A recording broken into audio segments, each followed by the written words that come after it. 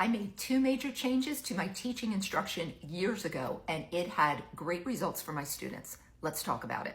The first thing I did was photocopy anything that we were going to read in class. Here's why.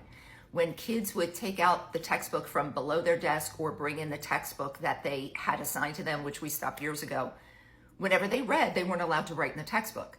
And what's one way to engage with the text? Annotation. So I started photocopying everything, and it took a lot of time, but it was so worth it, because then I would say, okay, we're going to read this short story. You are going to look for these elements. And sometimes I would say in the first paragraph, I want you to give me all of the adjectives, all of the descriptor words that make up the setting. And then as I was reading, or as they were reading on their own, they were little detectives. They were actively engaged with the text. Then when they would do an activity or write an essay, they had their own notes all ready to go. The second thing was I cut down drastically on the number of works that I taught each year. I went more for depth rather than breadth.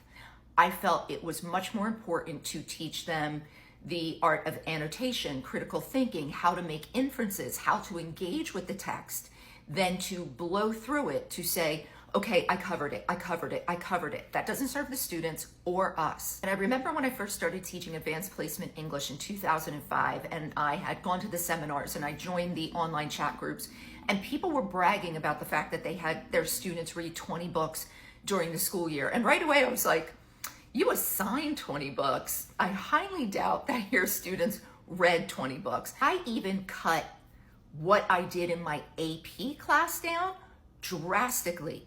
I did deeper dives on fewer items, and my scores went up.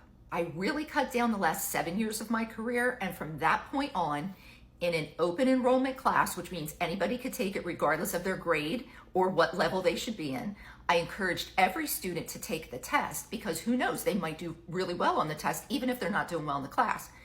With those factors in place, my scores were consistently above a 90% passing rate, and I had multiple years with a 100% passing rate. I knew the students in my class would probably never remember the poem, the short story, or the novel that we read, but they were able to use those as a vehicle to hone their skills in critical thinking, analysis, and making inferences. And those skills are transferable to jobs, to college, and to life. All right, those are two things I did that really helped my students and helped me throughout my career. If you get some value out of that, I am thrilled, and I hope you use it for your kids as well.